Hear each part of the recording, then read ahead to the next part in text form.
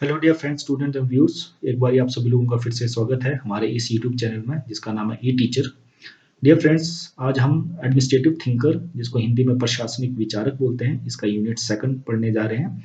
ये paper BA second year वालों को पढ़ाया जा रहा है पब्लिक एडमिनिस्ट्रेशन सब्जेक्ट में, और इसका पहला यूनिट हमने ऑलरेडी अपलोड कर लिया है। जिन लोगों ने अब तक उस यूनिट को नहीं देखा है वो इस वीडियो के डिस्क्रिप्शन में जाकर उस यूनिट को देख सकते हैं। तो एडमिनिस्ट्रेटिव थिंकर्स का मतलब होता है राइटर्स। हर सब्जेक्ट में, चाहे वो ज्योग्राफी हो, हिस्ट्री हो, पॉलिटिकल साइंस हो, उसमें कुछ थिंकर्स होते हैं, विचारक होते हैं या राइटर्स होते हैं। वो अपने अपने विचार, अपने सिद्धांत, अपने कॉन्सेप्ट देते हैं। जब उन सब कॉन्सेप्ट को इकट्ठा किया जाता है तो उस सब्जेक्ट में विभिन्न प्रकार के कॉन्सेप्ट आते हैं, आइडियाज आते हैं, और वो सब्जेक्ट होता है, उसकी डेवलपमेंट होती है, विकास होता है। इसी प्रकार से एडमिनिस्ट्रेटिव थिंकर या पब्लिक एडमिनिस्ट्रेशन में बहुत सारे थिंकर्स हैं जिन्होंने विभिन्न प्रकार के प्रिंसिपल्स, सिद्धांत, कॉन्सेप्ट या आइडियाज दिए हैं। और वो आइडियाज क्या क्या हैं, वो आइडिया किस प्रकार से उस सब्जेक्ट के लिए बेनिफिशियल है, उन आइडियाज के बारे में हम पढ़ेंगे, और साथ में उन थिंकर्स के लाइफ स्केच के बारे में पढ़ेंगे। तो आगे बढ़ने से पहले आप सभी लोगों को एक बार फिर से रिमाइंड कर देना चाहता हूँ कि जिन लोगों ने हमारे चैनल ई टीचर को अब तक सब्सक्राइब नहीं किया है वो प्लीज़ सब्सक्राइब कर दें, और साथ में प्रेस कर दें बेल आइकन को, ताकि आपको नई नई वीडियोस की नोटिफिकेशन मिलती रहे। तो आगे बढ़ते हैं इसके सिलेबस की ओर। तो यूनिट सेकंड में हम पढ़ेंगे सर दो थिंकर्स के बारे में। पहला का नाम है एफ डब्ल्यू टेलर। तो इसका ब्रीफ लाइफ स्केच करेंगे और साथ में करेंगे इसके थीरीज जो दी है, प्रिंसिपल दिए हैं, वो है प्रिंसिपल्स ऑफ साइंटिफिक मैनेजमेंट। उसके बाद है मेंटल रेवोल्यूशन। उसके बाद है इंसेंटिव वेजेस सिस्टम। दूसरे जो थिंकर हैं उनका नाम है एल्टन मायो। इनका ब्रीफ लाइफ स्केच करना है, लाइफ हिस्ट्री करनी है। उसके बाद इनकी जो थ्योरी है ह्यूमन रिलेशनशिप या ह्यूमन रिलेशन थ्योरी, उसके बारे में पढ़ना है। उसके बाद हाफ थ्रोन एक्सपेरिमेंट इन्होंने किया था, या आपने लास्ट ईयर फर्स्ट ईयर में जरूर पढ़ा होगा। उसके बाद हमने करना है importance and effects of Hawthorne experiment. तो ये दो थिंकर्स और इनकी थ्योरीज के इस प्रकार से, जिनको हमें इस यूनिट में खत्म करना है। तो एफ डब्ल्यू टेलर का लाइफ स्केच स्टार्ट करते हैं। एफ डब्ल्यू टेलर का जो पूर्ण नाम है वो है फ्रेडरिक विल्सन टेलर, ठीक है, जो यहाँ पे दिया गया है।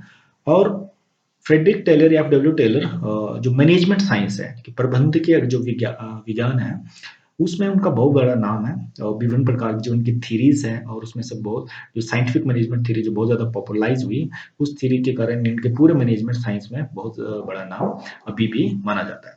तो इनका जन्म हुआ है वो जर्मन टाउन में हुआ, पेनिनसिल्वानिया में, मार्च 1856 में। तो इन्होंने इसके बाद हार्वर्ड से अपनी लॉ की, वहाँ से एंट्रेंस पास किया, तो वहाँ से उन्होंने अपने जो लॉ का जो डिग्री वो पास किया। उसके बाद उन्होंने जो अपनी फर्दर स्टडीज थी उसको आगे कैरी नहीं कर सके, आगे चला नहीं सके, क्योंकि इम्पेयर्ड आई साइट, मतलब कमजोर आई साइट के कारण वो आगे नहीं पढ़ सके। ये इसलिए नहीं पढ़ सके क्योंकि इससे पहले उन्होंने अपनी बहुत सारी स्टडीज जो केरोसिन ऑयल की लाइट में की थी, तो उसके वजह से उनकी आंखें खराब हो चुकी थी। इसके बाद कह सकते हैं कि 18 साल की आयु में उन्होंने एंटरप्राइजेज, एक हाइड्रोलिक वर्क्स ज्वाइन किया था, एक ऐसा कंपनी बोल सकते हैं। 18 साल की उम्र में ही इन्होंने ज्वाइन कर लिया था, जिसको विदाउट वेजेस या बिना बिना तनख्वाह के उन्होंने इसको ज्वाइन किया था, ताकि वो मैनेजमेंट साइंस के बारे में जान सके। फिर उसके बाद 1878 में वो मिडवेल स्टील कंपनी में जाके काम किया as a labour, as a क्रमिक। उसके बाद वो प्रमोट हो गए वहाँ पे, और वहाँ पे गैंग बॉस बन गए, कह सकते हैं कि उनकी प्रमोशन होगी। उसके बाद फोरमैन भी बन गए, और उसके बाद रिसर्च डायरेक्टर भी बन गए वहीं पर। फाइनली वहाँ पे जब वहाँ के सबसे बड़ी पोस्ट में बोल सकते हैं कि वहाँ की चीफ इंजीनियर की पोस्ट भी उनको मिली। तो कहने का अर्थ है कि इस कंपनी में उन्होंने जो मैनेजमेंट साइंस के बारे में बहुत कुछ सीखा। उसके बाद उन्होंने एक डिग्री और की जिसका नाम था मैकेनिकल इंजीनियरिंग, और ये जहाँ से इन्होंने की थी उस कॉलेज या इंस्टीट्यूट का नाम था स्टेवन इंस्टीट्यूट ऑफ टेक्नोलॉजी। देखो ये स्टडी इन्होंने बोल सकते हैं कॉरस्पॉन्डेंस में की थी, और नाइट टाइम में इस स्टडी को पूरा किया था, जो उस समय के अनुसार बहुत मुश्किल था, जो एक एज ए मैकेनिकल इंजीनियरिंग करना। उसके बाद 1898 में उन्होंने बेथलम स्टील ज्वाइन किया, जहाँ पे उन्होंने एक स्टील डेवलप किया, एक हाई स्पीड स्टील उन्होंने बनाया, जिसके लिए बाद में उनको गोल्ड मेडल का अवार्ड भी मिला। तो ये लाइफ स्केच इतना था। इसके अलावा एफडब्ल्यू टेलर की अगर लाइफ स्केच की बात करें तो उन्होंने अपनी पीएचडी जो साइंस में कंप्लीट की उसके बाद देखिए, और बहुत सारी इंस्टीट्यूट में उन्होंने एज ए प्रोफेसर भी टीचिंग की। लेकिन 1901 के बाद जो ज़्यादातर उन्होंने अपना जो टाइम था वो improving techniques of scientific management, मतलब किस प्रकार से साइंस को विज्ञान के तरह हम अपने मैनेजमेंट या प्रबंधन को इम्प्रोवाइज कर सकते हैं, तो इस पे उन्होंने ज़्यादा से ज़्यादा काम किया। और अंत में 28 मार्च 1915 में उनकी मृत्यु हो गई। तो अपने पूरे इस स्टडी के टाइम में उन्होंने जीवन काल में बहुत सारे पेपर्स, बहुत सारी बुक्स लिखी है। उसमें से कुछ खास बुक्स और आर्टिकल के नाम इस प्रकार से मैंने दिए हैं। तो डियर स्टूडेंट्स, मैंने बुक्स के नाम और आर्टिकल के नाम को हिंदी में मैंने ट्रांसलेट नहीं किया है, क्योंकि इससे बिल्कुल मीनिंग चेंज हो जाता है। तो आपके लिए मैंने बहुत सारे बुक्स और आर्टिकल के नाम यहाँ पे लिखे गए हैं। आपने इन बुक्स के आर्टिकल के नाम इसी प्रकार से याद रखने इंग्लिश में, ताकि आपको धीरे-धीरे जब आप याद करोगे, तो हायर क्लासेस में जब आप पहुँचोगे तो आपको याद रहती जाएँगी कि कितनी किताबें लिखी। क्योंकि बुक्स के बारे में जानना बहुत ही ज़रूरी है। कहीं पे भी आपको जब आपका इंटरव्यू हो या कहीं पे एंट्रेंस एग्ज़ाम हो, तो बुक्स के बारे में ज़रूर पूछा जाता है।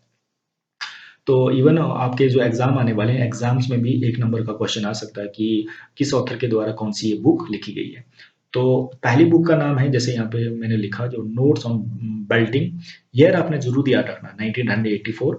उसके बाद पीस रेट ऑफ कटिंग लिखी उन्होंने, उसके बाद adjustment of wages to efficiency, उसके बाद शॉप मैनेजमेंट, उसके बाद on the art of cutting metals लिखी है, फिर उसके बाद शॉप मैनेजमेंट लिखी है, उसके बाद प्रिंसिपल ऑफ साइंटिफिक मैनेजमेंट, बहुत ही इंपॉर्टेंट बुक है ये, 1911 में लिखी है।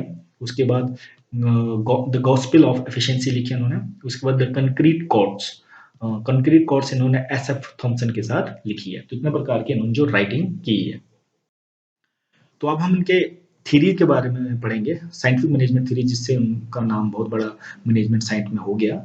तो 19th और 20th सेंचुरी की बात करें तो वहाँ उस समय इंडस्ट्रियल के लिए एक बहुत बड़ी रन था, एक बहुत बड़ा ग्रोथ के लिए बहुत सारी दौड़ थी कि हर इंसान चाहता था कि अब हमारी इंडस्ट्रियल सिस्टम को इम्प्रोवाइज्ड हो, उसमें क्रांति आए।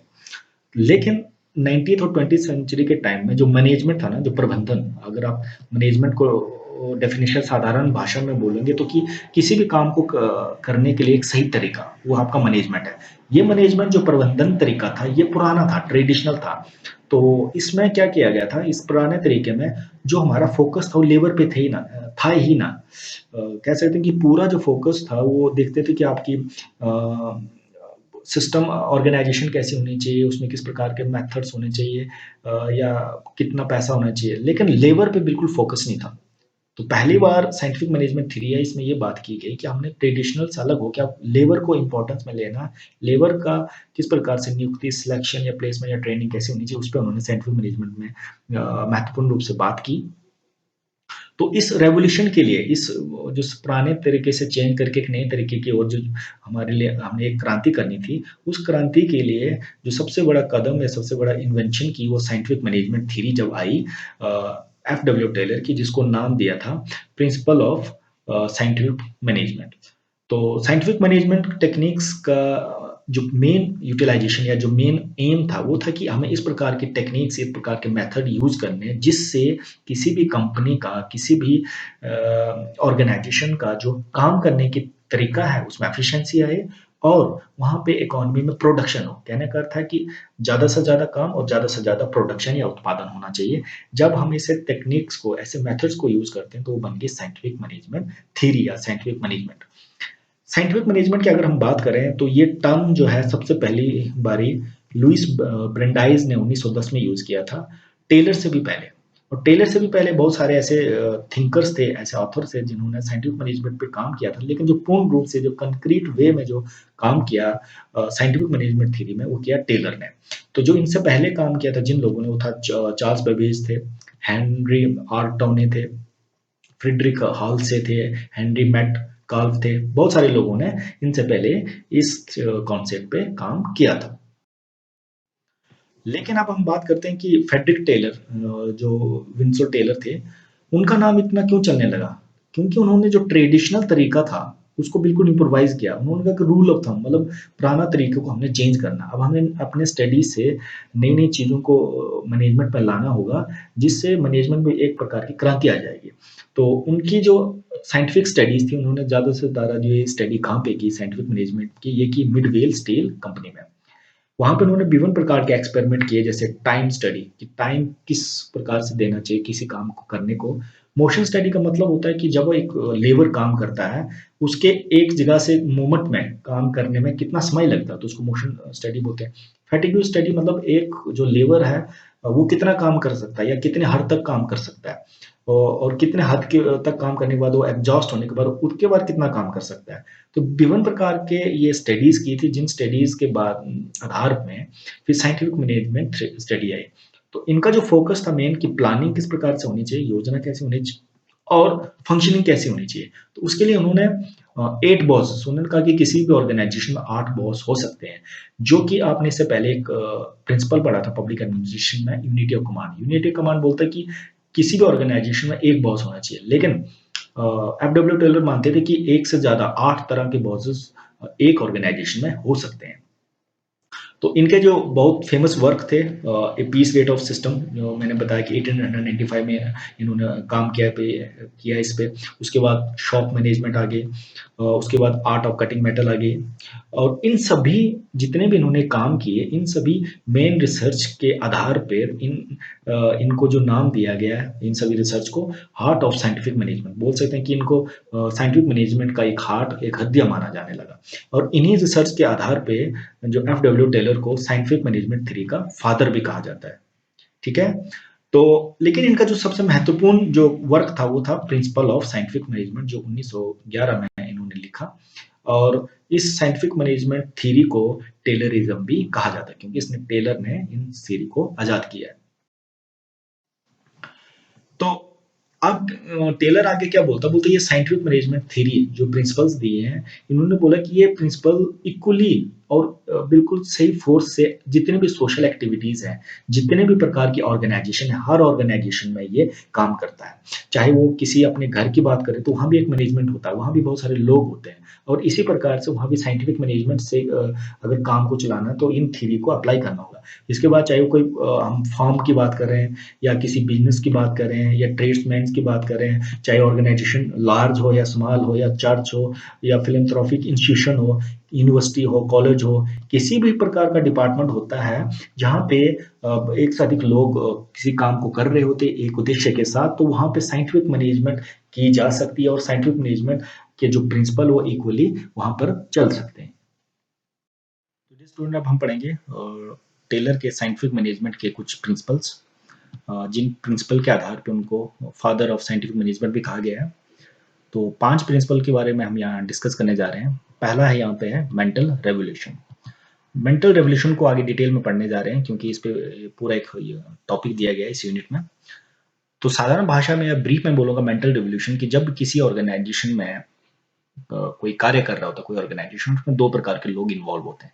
एक होता है एम्प्लॉयर जो जॉब देने वाला, दूसरा होता है एम्प्लॉय जॉब करने वाला।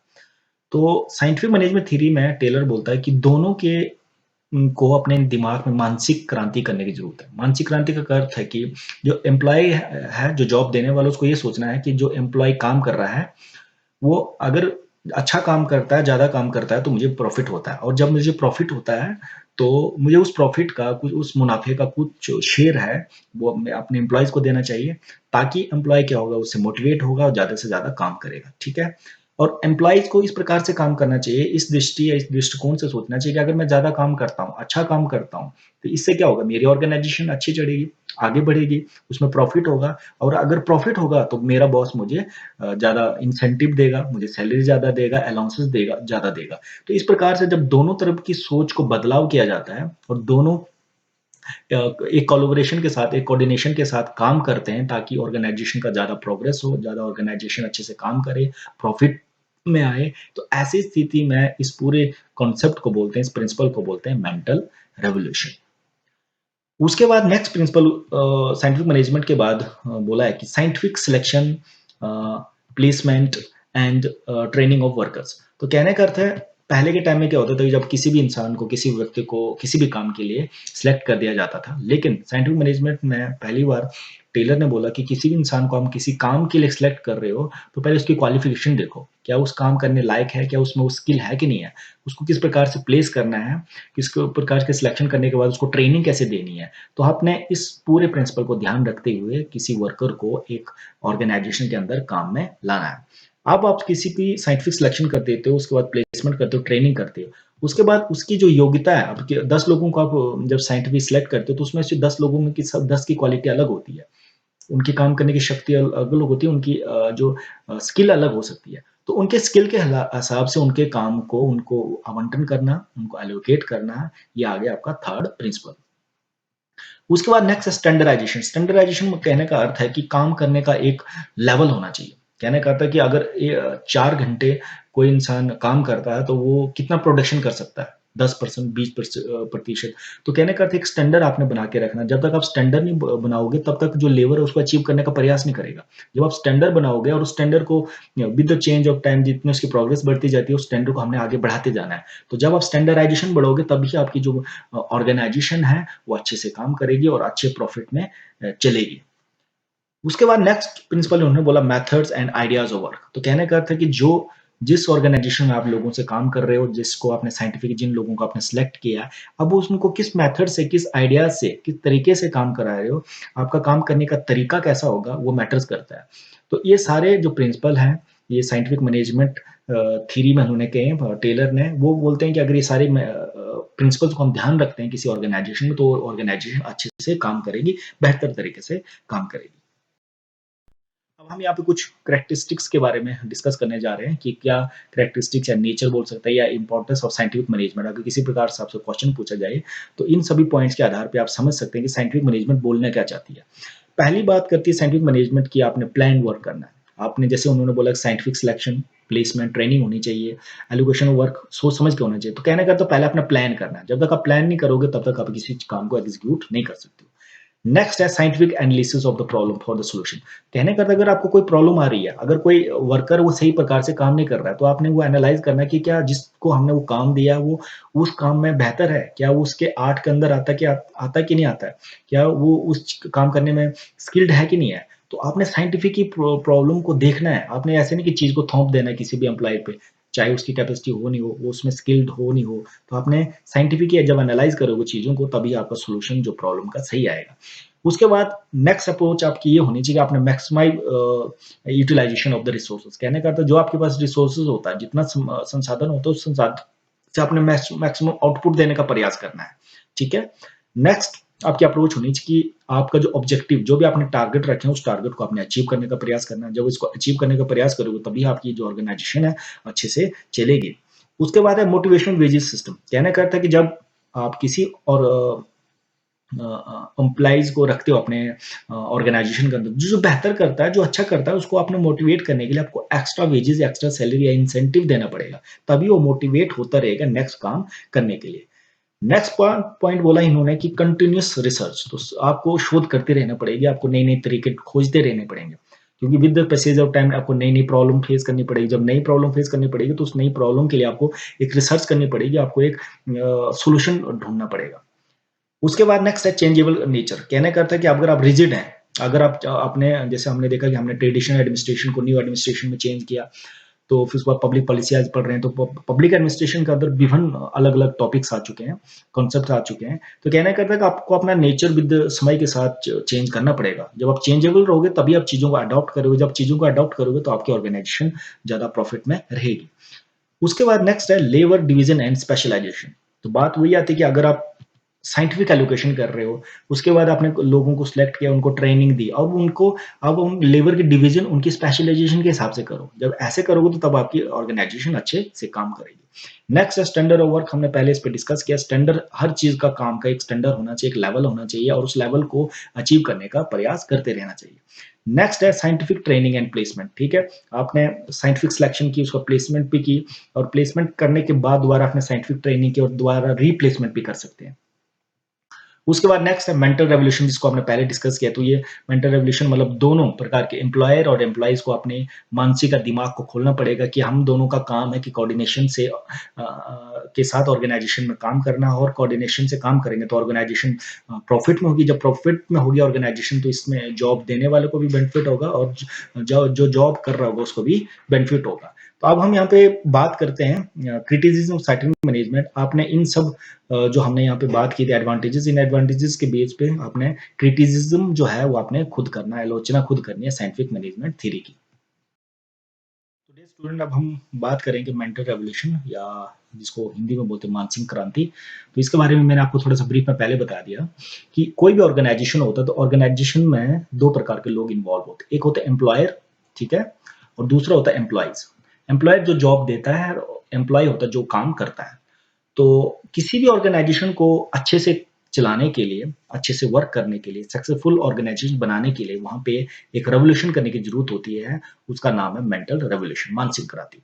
तो मानसिक क्रांति में साधारण भाषा में मैं यहाँ पे बोलूँ, इस पूरे स्लाइड का ब्रीफ आपको बताऊँ कि जॉब देने वाले को हमेशा ये नहीं सोचना है कि मैंने किसी लेबर को काम पे रखा हुआ है और काम पे रखा तो उसको काम करना पड़ेगा। और जो एम्प्लॉयी है उसको ये नहीं सोचना है कि मैं सिर्फ अपनी सैलरी के लिए काम करूँगा, मुझे इतने घंटे काम करना है और बस इतने घंटे काम करने के बाद हम मुझे ये नहीं सोचना है कि ऑर्गेनाइजेशन में अच्छा काम हुआ, नहीं हुआ, कितना प्रॉफिट हुआ, नहीं हुआ। अगर इस प्रकार से सोचता तो एक नेगेटिव थिंकिंग है, नेगेटिव दृष्टिकोण होगा उस ऑर्गेनाइजेशन में।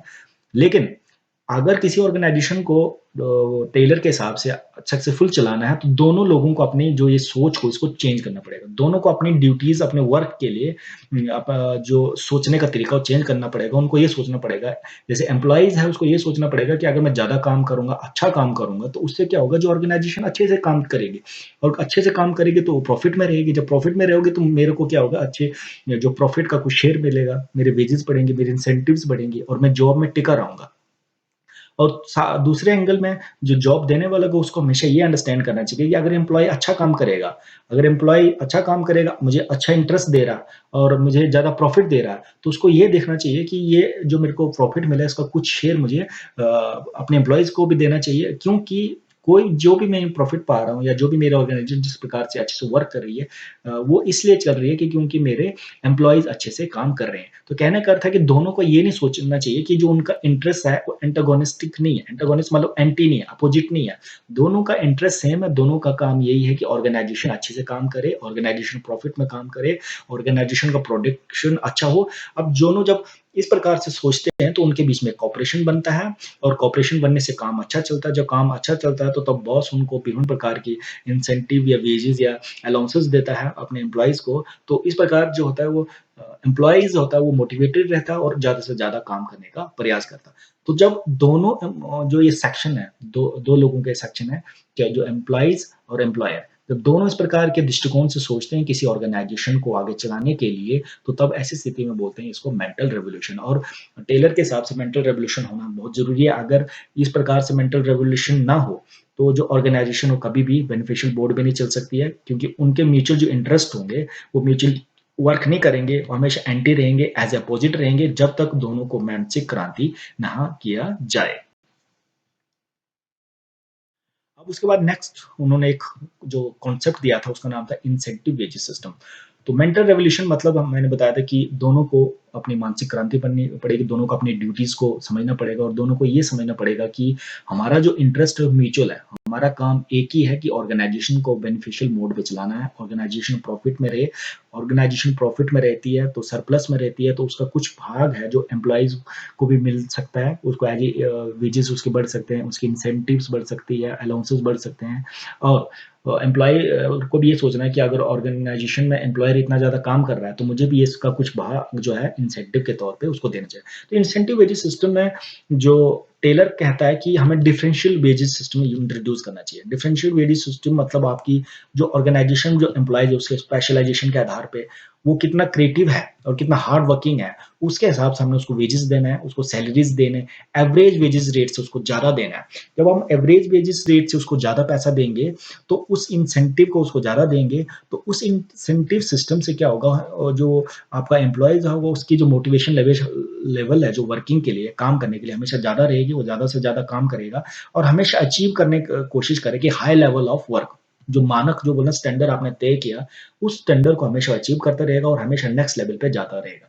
तो कहने का अर्थ है कि अगर बॉस को कुछ सरप्लस मिलता है, जो लोग ज़्यादा हार्ड वर्क करते हैं, जो ज़्यादा क्रिएटिव हैं, उनको ज़्यादा पैसा देता रहना चाहिए ताकि वो अपने काम में ज़्यादा मोटिवेशन दिखाती रहे।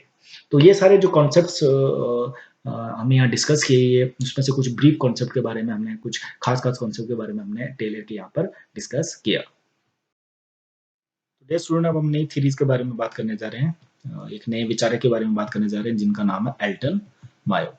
तो सबसे पहले इनका लाइफ स्केच करेंगे। तो अगर एल्टन मायो की बात करें तो इनका जो रिसर्च की, जो उनका इनका शोध था, उसका असर लगभग मोर देन हाफ सेंचुरी तक रहा। काफ़ी बोल सकते हैं प्रोमिनेंट और ख़ास रिसर्च इन्होंने की थी। तो व्यवहारवादी या बिहेवियरिज्म जिसको बोलते हैं इंग्लिश में, इनका एक बहुत बड़ा नाम चलता है। अब हम बात करते हैं इनकी पूरे नाम की। तो पूरा नाम इनका जॉर्ज एल्टन मायो था और इनका जन्म 1880 में हुआ था एडिलेड में, तो ऑस्ट्रेलिया में। फिर उसके बाद इनके जो इनिशियल एजुकेशन थी वो भी एडिलेड में ही हुई थी। और 1887 में उन्होंने यूनिवर्सिटी ज्वाइन की और वहाँ पे मेडिसिन की पढ़ाई करना शुरू किया। लेकिन बहुत ही जल्द उन्होंने उस पढ़ाई को छोड़ के और लंदन चले गए। और जब मेडिसिन से वो बोर हो गए तो उसके बाद उन्होंने जो जर्नलिज्म को पढ़ना शुरू कर दिया और साथ में टीचिंग स्टार्ट कर दी। तो एडिनबर्ग में उन्होंने साइकोलॉजी के बारे में पढ़ना शुरू किया, जिसमें साइकोपैथोलॉजी थी खासकर। इस साइकोपैथोलॉजी को पढ़ने के बाद उनको एक बहुत हेल्प मिली कि किस प्रकार से इंडस्ट्रियल रिसर्च या इंडस्ट्रियल में जो रिसर्च होती है वहाँ पे किस प्रकार से रिसर्च को बेहतर किया जाए। वो साइकोपैथोलॉजी ने उनको बहुत ज़्यादा हेल्प की। तो उसके बाद एज ए लेक्चरर उन्होंने पढ़ाना शुरू किया यूनिवर्सिटी ऑफ क्वींसलैंड में भी। और वहाँ पे उन्होंने एक और ग्रुप ऑर्गेनाइज किया जहाँ पे उन्होंने साइकेट्रिक ट्रीटमेंट स्टार्ट की कुछ सोल्जर्स की। वो सोल्जर जो कि दिमागी तौर से बीमार थे और जो कि वर्ल्ड वॉर सेकंड से लौटे थे। तो उसके बाद उन्होंने बहुत सारी यूनिवर्सिटी को ज्वाइन किया और as a research, as a teaching faculty के रूप में भी काम किया।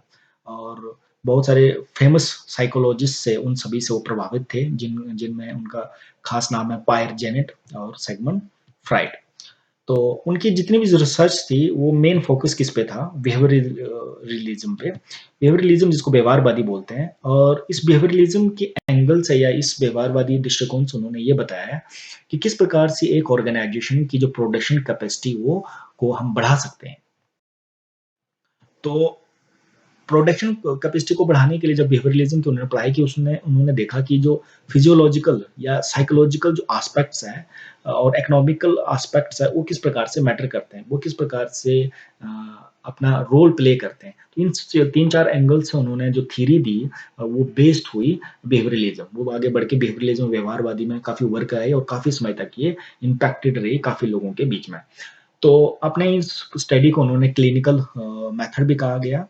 और उसके बाद 1949 में इनकी मृत्यु हुई और इसी अपनी मृत्यु तक उन्होंने बहुत सारी बुक्स भी या आर्टिकल बहुत सारे लिखे थे। और इनमें से महत्वपूर्ण रूप से है डेमोक्रेसी और फ्रीडम। उसके बाद इन्होंने लिखी थी व्हाट इज मोनोटोनी। उसके बाद इन्होंने लिखी थी changing methods and in industry. आपने सारी जो इनकी बुक्स हैं इनको मैंने हिंदी में ट्रांसलेट नहीं किया। आपने कोशिश करने की इंग्लिश में ही लिखिए या इनका जो नाम है वो हिंदी में लिख सकते हैं लेकिन ट्रांसलेट करके नहीं। तो डेट और बुक का नाम याद रखना बहुत ज़रूरी है क्योंकि ये जो बुक के नाम और इनकी डेट आपको एमसीक्यूज पेपर में भी आती है और बहुत सारे एंट्रेंस एग्जाम होते हैं वहाँ पे भी आता है मोस्टली, जैसे कि नेट का एग्जाम जब होता है। उसके बाद है नेक्स्ट बुक इनकी the human problem of an industrial civilisation. उसके बाद फ्राइटनेड पीपल। उसके बाद आ गई आपकी the social problem of an industrial civilisation. उसके बाद जो लास्ट में मैंने यहाँ लिखी है supervision and what it means. तो ये सारी बुक्स और आर्टिकल जो इन्होंने लिखी है आपने इनको अच्छे से याद करना है। अब हम बढ़ते हैं ह्यूमन रिलेशन थ्योरी की ओर, जिसको बिहेवियरलिज्म भी बोलते हैं या मानव संबंध का सिद्धांत भी बोलते हैं। तो ह्यूमन रिलेशन थ्योरी जो है वो कब आई? ये आई है 1930 में। ह्यूमन रिलेशन थ्योरी एक रिएक्शन बोल सकते हैं कि एक इसलिए उभर के आई थी क्योंकि उसने काउंटर करना था क्लासिकल अप्रोच ऑर्गेनाइजेशन थ्योरी या एनालिसिस को। तो क्लासिकल अप्रोच या साइंटिफिक मैनेजमेंट थ्योरी जब आई थी तो इसको इसके विरुद्ध में बोले, इसके एंटी ये थ्योरी आई थी ह्यूमन रिलेशन थ्योरी। क्योंकि जो साइंटिफिक मैनेजमेंट थ्योरी वो ये बोलती थी कि किसी भी कार्य को करने के लिए, किसी भी ऑर्गेनाइजेशन में प्रोडक्शन को बढ़ाने के लिए बस हमें साइंट या सिद्धांत या प्रिंसिपल के आधार पे ही चलना है। और अब जब हम लोगों को ज़्यादा पैसा देते हैं, वर्क कंडीशन अच्छी रखते हैं, सैलरी बढ़ाते हैं, तो उससे क्या होगा, जो वर्कर है वो ज़्यादा काम करेगा। लेकिन जब ह्यूमन रिलेशन थ्योरी आई और उस टाइम जो एक्सपेरिमेंट हुए, उन्होंने क्या किया, जो साइंटिफिक मैनेजमेंट थ्योरी का जो सिद्धांत है उन सबको तोड़ के रख दिया। तो वो उस थ्योरी में क्या बताया गया, किस प्रकार से साइंटिफिक मैनेजमेंट थ्योरी को धक्का लगा ह्यूमन रिलेशन थ्योरी से, तो वो सारी चीज़ें हम आगे डिस्कस करेंगे। तो बात करते हैं ह्यूमन रिलेशन थ्योरी। तो ह्यूमन रिलेशन थ्योरी को अलग-अलग नामों से भी बुलाया जाता है। इसको बोलते हैं सोशियो इकोनॉमिक थ्योरी भी बोलते हैं, न्यू क्लासिक थ्योरी भी बोलते हैं। तो ह्यूमन रिलेशन थ्योरी का जो मेन स्टार्ट हुआ, इसका जन्म हुआ जब एल्टन मायो ने हाफ थ्रोन स्टडीज किया है, हाफ थ्रोन एक्सपेरिमेंट किए। ये एक्सपेरिमेंट कहाँ किए उन्होंने? वेस्टर्न इलेक्ट्रिसिटी कंपनी में, जहां पर उन्होंने क्रिटिसाइज किया इकोनॉमिकल मैन और फॉर्मल ऑर्गेनाइजेशन को। तो इकोनॉमिकल मैन वही हुआ कि जैसे साइंटिफिक मैनेजमेंट बोलते थे कि आप किसी भी इंसान को आर्थिक दृष्टि से मोटिवेट कर सकते हो। कहना कहता है कि अगर आप किसी को पैसा देते रहोगे, वो 18-20 घंटे या 24 घंटे भी काम कर सकता है। या आप ऐसा कर सकते हो कि उसकी वर्क कंडीशन ऐसी बनाओगे जहाँ पे वो रह रहा हो बिल्कुल चकाचौंध हो, सब फैसिलिटीज़ हो। जब सारी फैसिलिटीज़ दोगे तो आप इंसान जो है वो आगे ज़्यादा से ज़्यादा काम करता रहेगा। या फॉर्मलिज़्म मतलब आपने रूल रेगुलेशन ही अपनाने हैं और रूल रेगुलेशन के हिसाब से ही काम करोगे। लेकिन जब ये हावथॉर्न स्टडीज़ हुई, इसमें ह्यूमन रिलेशन थ्योरी आई या बिहेवियरलिज़्म थ्योरी आई, इसने इस इकोनॉमिकल मैन और फॉर्मल ऑर्गेनाइजेशन की थ्योरी को फ्लॉप कर दिया। ये कैसे किया, इसको हम आगे डिस्कस करेंगे। तो aspect of human relation theory में जो आते हैं कि किस प्रकार से जो ह्यूमन है उसका एडमिनिस्ट्रेशन कैसा होना चाहिए, उसका प्रबंधन कैसा होना चाहिए, उसको कार्य पे कैसे उसका कार्य जहाँ पे उसको कार्य में रखा जाता है, तो वो पूरा सिस्टम कैसा होना चाहिए। या हम बोल सकते हैं कि ह्यूमन रिलेशन थ्योरी में जो एडमिनिस्ट्रेशन है और जो एडमिनिस्ट्रेटेड है, मतलब जो लोग काम कर रहे हैं और काम देने वाला, उनके बीच में रिलेशनशिप कैसे होना चाहिए। तो इसको बोलते हैं ह्यूमन रिलेशन थ्योरी। अब हम आप थ्रू एक्सपेरिमेंट की ओर जाते हैं जहाँ पे ह्यूमन रिलेशन थ्योरी के बारे में मेनली जो एक्सपेरिमेंट हुआ और वहाँ से ह्यूमन रिलेशन थ्योरी जो है पॉपुलर हुई। तो ह्यूमन रिलेशन थ्योरी जो है वो हावथॉर्न की स्टडी से बाहर आई और ये कहाँ पे हुआ था हावथॉर्न स्टडी? ये वेस्टर्न इलेक्ट्रिसिटी कंपनी थी शिकागो में, जहाँ पे एल्टन मायो ने कम से कम 25,000 लोगों पर एक्सपेरिमेंट किए। और उस समय एट दैट टाइम एक एजम्पशन था, एक लोगों के बीच में एक भावना थी कि कॉज एंड इफेक्ट रिलेशनशिप बोलते हैं। देखो, कॉज एंड इफेक्ट रिलेशनशिप का मतलब है कि अगर हम किसी इंसान को ज़्यादा पैसे देंगे, तो वो ज़्यादा काम करेगा। उसको वर्क कंडीशन उसकी अच्छी होगी तो ज़्यादा काम करेगा, ठीक है?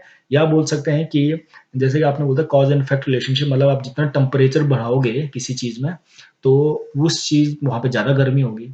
अगर टेम्परेचर ज़्यादा बढ़ाओगे तो लोहा है, किसी चीज़ को आप पिघलाना चाहते हो तो जल्दी से पिघलेगा। इस थ्योरी को साइंस में बोलते हैं कॉज़ एंड इफेक्ट। जब आप कारण को बढ़ाओगे तो उसका इफेक्ट खुद को खुद बढ़ता रहेगा। इसी प्रकार से साइंस में और यहाँ पे ऑर्गेनाइजेशन में भी साइंटिफिक मैनेजमेंट थ्योरी ये मान जाती है कॉज एंड इफेक्ट, मतलब किसी चीज़ को आप ज़्यादा दोगे तो उससे जो इंसान है वो ज़्यादा मोटिवेट होता रहेगा और काम ज़्यादा करेगा। लेकिन हावथॉर्न एक्सपेरिमेंट में इस थ्योरी को, इस अजम्पशन को बिल्कुल फ्लॉप कर दिया, इसको रद्द कर दिया। उन्होंने ये बताया कि आप किसी भी इंसान को ज़्यादा काम नहीं करवा सकते हैं। अगर आप उसको ज़्यादा आप सोचते हैं कि ज़्यादा उसको हम पैसा देंगे तो ज़्यादा काम करवाएँगे, तो ऐसा नहीं हो सकता। तो ये सारी चीज़ें यहाँ पे पहले ये सारी असम्पशन थी कॉज़ एंड इफेक्ट वाली कि आप किसी भी इंसान को प्रॉपर वेंटिलेशन, टेम्परेचर, लाइटिंग या फिजिकल वर्किंग कंडीशन जितना बेहतर दोगे, वेज इंसेंटिव जितना ज़्यादा दोगे, तो वो इंसान ज़्यादा काम करेगा। लेकिन मैंने बताया कि हावथॉर्न एक्सपेरिमेंट में जो एक्सपेरिमेंट या जो रिसर्च हुई, उसने सारी चीज़ों को फ्लॉप कर दिया, पूरी थ्योरी को, जो पहले की थी उसको फ्लॉप कर दिया। उसने ये बताया कि जो इंसान है, वर्कर है, उसका रिलेशनशिप, उसका जो फैटिग्यू, उसका जो मोटिवेशन के अलग-अलग डिफरेंट तरीके हैं या अलग-अलग सोर्स है या अलग-अलग डायमेंशंस हो, उसको मोटिवेट किया जा सकता है। तो ये किस प्रकार से मोटिवेट किया जाता है, उसको आगे हम इस द ग्रेट इल्यूमिनेशन थ्योरी में पढ़ेंगे। देखो, इल्यूमिनेशन का मतलब होता है कि रोशनी, ठीक है? जब हम किसी चीज़ को रोशनीदार बना दें, कहीं पे ज़्यादा लाइटिंग हो तो उसको बोलते हैं इल्यूमिनेशन। तो अब यहाँ पे एक थ्योरी आई ग्रेट इल्यूमिनेशन, जिसको कंडक्ट किया गया 1924 से 1927 के बीच में। तो इस थ्योरी को करने के लिए क्या किया एल्टन मायो ने, उस टाइम समय एक चीज़ बिलीव थी, सभी लोग ये मानते हैं कि इल्यूमिनेशन मतलब जब किसी कमरे में अधिक से अधिक रोशनी होती है, अच्छी से अच्छी कंडीशन होती है या किसी एम्प्लॉयी को हम ज़्यादा से ज़्यादा पैसा देते हैं, तो वो एम्प्लॉयी है ज़्यादा से ज़्यादा काम करेगा। तो इस चीज़ को प्रूव करने के लिए, इस इल्यूमिनेशन थ्योरी को प्रूव करने के लिए, या इसको बोल सकते हैं कि डिसप्रूव करने के लिए, या यहाँ से कुछ और क्या निकल के आ सकता है, उसको कंडक्ट करने के लिए एल्टन मायो ने एक रिसर्च की। और रिसर्च में क्या किया, उसने 2 ग्रुप बनाए, फीमेल्स के 2 ग्रुप बनाए और उनको अलग-अलग सेपरेट रूम में सेटल किया, ठीक है? इनिशियल स्टेज में हम बात करें, जब दोनों कमरों में उनको बिठाया गया तो वहाँ की इल्यूमिनेशन मतलब रोशनी जो थी वो बराबर रखी, ठीक है? सिमिलर रखी गई। और बिल्कुल बराबर रखने के बाद अब धीरे-धीरे उन्होंने क्या किया ग्रेजुअली जो इल्यूमिनेशन थी, जहाँ पे उन्होंने एक्सपेरिमेंट करना था जिस कमरे में, वहाँ की जो रोशनी के जो स्तर था, उसको क्या करने लगा उन्होंने चेंज करने लगा। कभी कम करना शुरू किया, कभी ज़्यादा करना शुरू किया। लेकिन उन्होंने तो क्या देखा कि इस इफ़ेक्ट से, इस इल्यूमिनेशन रोशनी को कम करने या ज़्यादा करने से, जो प्रोडक्शन में कोई इफ़ेक्ट नहीं पड़ा। थोड़ी देर के लिए थोड़ा-सा इफ़ेक्ट पड़ता होगा, लेकिन धीरे-धीरे फिर जो लोग हैं, जो वर्कर हैं, उन्होंने उस कंडीशन को अपना लिया, अडॉप्ट किया और प्रोडक्शन का रेट बिल्कुल सेम रहा, जैसे कि दूसरे कमरे में था, जहाँ बिल्कुल इल्यूमिनेटेड था, बिल्कुल रोशनी थी। उन्होंने बहुत सारे वहाँ पे एक्सपेरिमेंट किए, जैसे कि उसके बाद लोगों को उस कमरे के अंदर जो जिस कमरे के अंदर वो एक्सपेरिमेंट कर रहे थे, जो कमरा उन्होंने एक्सपेरिमेंट तौर के ऊपर रखा हुआ था, जहाँ पे जो लड़कियाँ रखी थी, तो वहाँ पे उन्होंने बहुत सारी चेंजेज़ की, एक्सपेरिमेंट ये किए कि वेजेज़ कुछ की सैलरी बढ़ाई, किसी को इंसेंटिव्स बढ़ाने की कोशिश की है, इंसेंटिव को रिड्यूस किया जो रेस्ट टाइम था उसको कम किया, फैटिग्यू मतलब कि मतलब थकान के लिए जब उनको कुछ समय मिलता था रेस्ट के लिए, तो उसको भी दूर किया, जिस कमरे में वो एक्सपेरिमेंट करना चाहते थे। तो बहुत सारी चीज़ें उन्होंने उस कमरे एक कमरे में चेंज की और दूसरे कमरे में वो सारी चीज़ें बराबर रखी। तो उन्होंने ये देखा कि जिस कमरे में वो एक्सपेरिमेंट कर रहे थे, जिस कमरे में वो चेंजेज़ कर रहे थे, रोशनी से लेकर, वेजेस से लेकर, इंसेंटिव्स के लेकर, तो सारे जगह जब उनको रिज़ल्ट आया, तो रिज़ल्ट ये आया था कि दोनों की प्रोडक्टिविटी जो थी, वो बिल्कुल सेम थी। कुछ भी चेंज भी नहीं हो रहा था, थोड़ी देर में अगर कुछ चीज़ें चेंज होती, तो उसके बाद जो रिज़ल्ट होता, बिल्कुल सेम आता। तो ऐसी स्थिति में जो ये रिज़ल्ट था, ये बिल्कुल हैरान करने वाला था कि हम आज तक ये सोचते थे कि जो अगर किसी इंसान को ज़्यादा पैसा दिया जाए, अगर का वर्किंग कंडीशन ठीक हो, इल्यूमिनेटेड हो, तो वर्कर ज़्यादा काम करेगा। लेकिन वो सारी चीज़ें फ्लॉप हो गई और पहली बार उन्होंने वहाँ पे फाइंड आउट किया, जब उन्होंने उसके बाद फिर दोबारा एक्सपेरिमेंट किया और उन्होंने देखा कि जो एम्प्लॉइज़ है और उसके बाद जो उसका सुपरवाइज़र है, उसके बीच में कैसा रिलेशनशिप होना चाहिए। तो वहाँ पे जब उन्होंने एक्सपेरिमेंट किया, तो उस एक्सपेरिमेंट में उन्होंने ये देखा गया कि आप किसी भी इंसान को मोटिवेट कर सकते हो या कि कोई भी इंसान कम क्यों काम कर रहा है, वो डिपेंड करता है वहाँ के सुपरविज़न, मैनेजर और जो एम्प्लॉइज़ के ऊपर रिलेशनशिप कैसा है और जो एम्प्लॉयी है, उनके बीच में का रिलेशनशिप कैसा है। ये चीज़ें मैटर करती है और इस मैटर से एक नया थ्योरी को आज़ाद किए, जिस थ्योरी को बोलते हैं बिहेवियरलिज़्म। बिहेवियरलिज़्म मतलब आपका बिहेवियर, आपका रिलेशनशिप मैटर करेगा। ऑर्गेनाइज़ेशन के अंदर जो लोग काम कर रहे हैं, उनके बीच का रिलेशनशिप मैटर करेगा। आपके बीच में जो दोस्त है वो कैसे काम कर रहे हैं, उनकी अप्रोच कैसी है। अगर वो काम करना चाहे तो पूरे ऑर्गेनाइज़ेशन में जितने लोग वो भी कम काम करेंगे। अगर वो ज़्यादा काम करेंगे तो सभी लोग कोऑपरेटिव तौर पे ज़्यादा से ज़्यादा काम करने कोशिश करेंगे। अगर सुपरवाइज़र का आपके साथ अच्छा संबंध है तो आप एक मोटिवेटेड तौर पे काम करोगे, ज़्यादा प्रोटेक्शन करने का काम करोगे। लेकिन अगर एक जो आपका सुपरवाइज़र है या जो बॉस है, वो डिक्टेटरशिप के तौर पे काम करे, तो आप काम कम करने का प्रयास करोगे।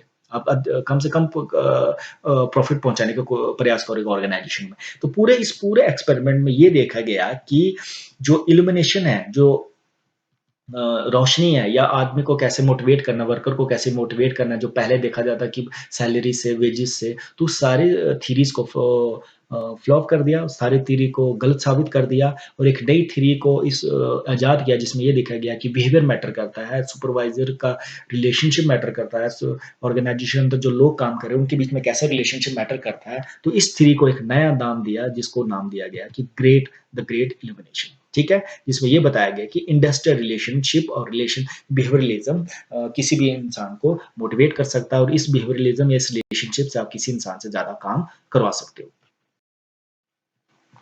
अब हम बात करते हैं importance of human relation theory या हैवथॉर्न जो एक्सपेरिमेंट हुआ, उससे हमें क्या मिला? हमें क्या किन चीज़ों का पता मिला?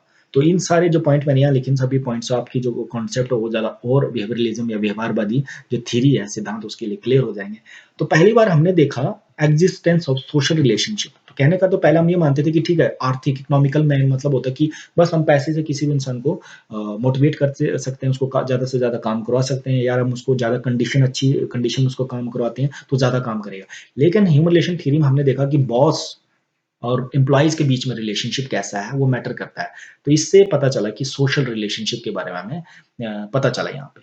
नेक्स्ट है इम्पोर्टेंस ऑफ सोशल नॉर्म्स। तो सोशल नॉर्म्स का मतलब उस ऑर्गेनाइज़ेशन में ये देखा गया कि जो ऑर्गेनाइज़ेशन में जो लोग काम कर रहे हैं, उनका अपना एक नॉर्म होता है, एक अपना काम करने का एक तरीका हो, एक मापदंड होता है और पूरे सोसाइटी के अंदर सभी लोग उसी मापदंड के अंदर काम करेंगे। सपोज़ एक इंसान जो सिर्फ़ 8 घंटे के अंदर 20 डब्बों को तैयार कर सकता है, तो कुछ लोग 40 भी कर सकते हैं, 30 भी कर सकते हैं। लेकिन वो लोग एक अपना सोशल रिलेशनशिप में क्या करेंगे, सभी लोग 20 डब्बे ही तैयार करने की कोशिश करें, ताकि जो कम तैयार करता है, उस पे ज़्यादा ऑर्गेनाइज़ेशन का प्रभाव नहीं पड़े। तो वहाँ पे आपने एक सोशल नॉर्म बताया, एक हैबिट बनाया, एक कल्चर बनाया कि इस कल्चर को ही आपने फॉलो करना। तो यहाँ पे हमें क्या फाइंड आउट हुआ कि एक रिलेशनशिप, किसी ऑर्गेनाइज़ेशन में आपने देखा होगा कि क्लास में भी देखा होगा कि लोग एक ही स्पीड से या एक ही तरीके से परफॉर्मेंस देने का प्रयास करते हैं, क्योंकि वहाँ पे आपका एक रिलेशनशिप बनता है, एक सोशल नॉर्म बनता है। नेक्स्ट पॉइंट यहाँ पे क्या फाइंड आउट हुई, पहले हम जो फॉर्मल्स पे बात करते हैं कि सब कुछ फॉर्मल रूल रेगुलेशन होना चाहिए। अगर जो एम्प्लॉय है और बॉस है वो बिल्कुल फॉर्मल रहता है, रूल रेगुलेशन के हिसाब से चलता है, तो तभी वो ऑर्गेनाइजेशन अच्छे से काम करती है। लेकिन यहाँ पे बात करते हैं कि फॉर्मल के साथ आपको इनफॉर्मल भी चलना पड़ेगा। कई बार आपको जो बॉस है उसको इनफॉर्मल तरीके से जो आपका एम्प्लॉय है उसके साथ बात करनी पड़ेगी, उसके जो प्रॉब्लम्स है उनको आपको समझना पड़ेगा, अंडरस्टैंड करना पड़ेगा, उसको उनको समझना, उनसे आपको उनको दूर करना पड़ेगा। तो ऐसी स्थिति में देखा कि एक नए कॉन्सेप्ट को उभर के आया जिसका नाम है इनफॉर्मल, जो या औपचारिक सिद्धांत भी बोल सकते हैं। नेक्स्ट है importance of human relation instead of economic benefit. तो कहने का अर्थ है, आपने ऑर्गेनाइजेशन का जब एक अपने सोशल नॉर्म होते हैं, रिलेशनशिप बनते हैं, तो वहाँ पे हर इंसान सिर्फ पैसे को देखकर मोटिवेट नहीं हो सकता। कई बार उसको लगता है कि नहीं, मैं ये काम इसलिए कर रहा हूँ क्योंकि मेरी सोसाइटी में मेरे दोस्त या जिनके साथ मैं जुड़ा हूँ, उनके लिए बेनिफिशियल है। चाहे मेरे लिए बेनिफिशियल हो नहीं हो, पर उनके अंतर्गत उनके कंसर्न में जब उस चीज़ को करते हैं, तो वो हो गया ह्यूमन रिलेशन के हिसाब से। तो यहाँ पे एक जो इकोनॉमिकल बेनिफिट के थ्रू जो लोग सोचते थे या ऑर्गेनाइजेशन सोचती है कि इकोनॉमिकल बेनिफिट के थ्रू हम किसी को भी मोटिवेट कर सकते हो, तो इस थ्योरी को भी यहाँ पे फ्लॉप कर दिया। नेक्स्ट है कलेक्टिव एफर्ट्स। तो कहने का अर्थ है, जब आपका किसी भी ऑर्गेनाइजेशन में आपका सोशल रिलेशनशिप बने हैं, सोशल नॉर्म बने हैं, आप किसी के साथ अफेक्शन रखते हो, तो आपका एफर्ट हमेशा कलेक्टिव होगा। ठीक है, आपने किसी भी काम को करना है, वहाँ पे आप ये नहीं सोचोगे सिर्फ मैं ही करूंगा। वहाँ आप सोचते हैं कि पूरा ऑर्गेनाइजेशन में हमने एक साथ चलना है और एक ही तरीके से काम करना है। जब आप इस प्रकार की एफर्ट्स लगाते हो कलेक्टिव, तो वहाँ पे क्या पैदा होती है, कॉपरेशन। ठीक है, आपका सहयोग होता है। तो सहयोग से ही कोई इंसान कम काम कर रहा है, कोई ज़्यादा काम कर रहा है, तो जो ज़्यादा कर रहा है, वो जो कम काम कर पा रहा है या जितना उसका मानक जो स्टैंडर्ड हमने रखा काम करने के लिए, उसको अचीव नहीं कर पा रहा है, तो दूसरा इंसान है, दूसरा व्यक्ति है, अपने सोशल रिलेशनशिप के हिसाब से उसके साथ कोऑपरेट करके उसका काम भी करने का प्रयास कर सकता है। उसके बाद इंपॉर्टेंस ऑफ लीडरशिप। तो पहली बार ये बात की गई कि जो लीडरशिप स्टाइल हो किस प्रकार से, अगर डिक्टेटर है, तानाशाही है, उसका रिलेशनशिप अच्छा नहीं है, तो ऑर्गेनाइजेशन में अच्छे संबंध नहीं है, तो ऑर्गेनाइजेशन अच्छे से काम नहीं कर पाएगा। तो यहाँ पे इंपॉर्टेंस जो है लीडरशिप की बहुत ज़्यादा यहाँ पे मानी गई। उसके बाद एम्प्लॉय सैटिस्फैक्शन। तो एम्प्लॉय सैटिस्फैक्शन मतलब कि एम्प्लॉय जो है वो सिर्फ इकोनॉमिकल बेनिफिट या इकोनॉमिकल मैन नहीं है, उसकी सैटिस्फैक्शन डिपेंड करेगी कि वो किस प्रकार की सैटिस्फैक्शन चाहता है। तो सैटिस्फैक्शन यहाँ देखी गई कि आपका रिलेशनशिप, कई लोग जो होते हैं एम्प्लॉय और बॉस के बीच में कैसा रिलेशनशिप है, वहाँ से सेटिस्फाई है कि नहीं है, उनके ग्रुप के अंदर जो कैसा रिलेशनशिप है उससे सेटिस्फाई है कि नहीं है। तो ये सेटिस्फैक्शन डिपेंड करता है एम्प्लॉयज के ऊपर। उसके बाद मोटिवेशन। तो मोटिवेशन भी यहाँ पे ये बताया कि आप जो प्रेरणा है, वो सिर्फ जो साइंटिफिक मैनेजमेंट वाले बोलते हैं कि इकोनॉमिकल, मतलब पैसे से आपने किसी को भी मोटिवेट करना है। लेकिन यहाँ पे आपने देखा कि मोटिवेशन जो आपकी प्रेरणा है वो डिपेंड करती है आपके सोशल रिलेशनशिप में, सोशल नॉर्म्स के ऊपर, आपकी बॉस और एम्प्लॉय की रिलेशनशिप में। तो उसी चीज़, आप किस चीज़ से मोटिवेट हो सकते हैं, आपने उस पे ध्यान देना है। उसके बाद एक नई चीज़ आप बोलते हैं कि जैसे जहाँ से हमने नाम दिया कि man is a social animal. हम इंसान को अगर एक एनिमल के रूप में माना जाता है, लेकिन दूसरे एनिमल से इसको क्यों डिफरेंशिएट किया जाता है? सोशल इसलिए है कि क्योंकि हम एक रिलेशनशिप बनाते हैं, हम एक सोसाइटी क्रिएट करते हैं। हम एक सोसाइटी के अंदर रहने के बाद हमारे पास थिंकिंग पावर होती है कि हमारे लिए क्या गलत है, क्या सही है, हमारे लोगों के लिए क्या गलत है और क्या सही है। और हम अपने लोगों के लिए, उनके फ़ायदे के लिए उनके साथ कोऑपरेशन, सहयोग दे सकते हैं और उनके लिए काम कर सकते हैं। तो इस प्रकार से हावथॉर्न एक्सपेरिमेंट में पहली बार ह्यूमन रिलेशन या व्यवहारवाद की थ्योरी को आज़ाद किया गया, जिसने साइंटिफिक मैनेजमेंट थ्योरी को काफ़ी चुनौतियाँ दी, उसकी अपोजिशन किया, उसको अपोज़ किया, और इस प्रकार से ह्यूमन रिलेशन थ्योरी काफ़ी देर तक चलती रही। और इसका एक प्रभाव आज भी माना जाता है कि किसी भी ऑर्गेनाइजेशन में एम्प्लॉइज़ और एम्प्लॉइज़ का रिलेशन और सोशल रिलेशन वो मैटर करता है। डियर स्टूडेंट्स, इसी साथ पूरा यूनिट खत्म हो चुका है। इस पूरे यूनिट में हमने 2 थिंकर्स के बारे में पढ़ा। तो अगर आपको वीडियो अच्छा लगे तो इसको लाइक और शेयर ज़रूर कीजिए, और हमारे चैनल को सब्सक्राइब करना ना भूलिए, और प्रेस भी करना है बेल आइकन को, ताकि आपको नई वीडियोज़ के बारे में पता चलता रहे। और अपने दोस्तों को भी ज़रूर बोलिए कि हमारे चैनल को सब्सक्राइब कीजिए। तो अब हम मिलेंगे इस पेपर के 3rd यूनिट में।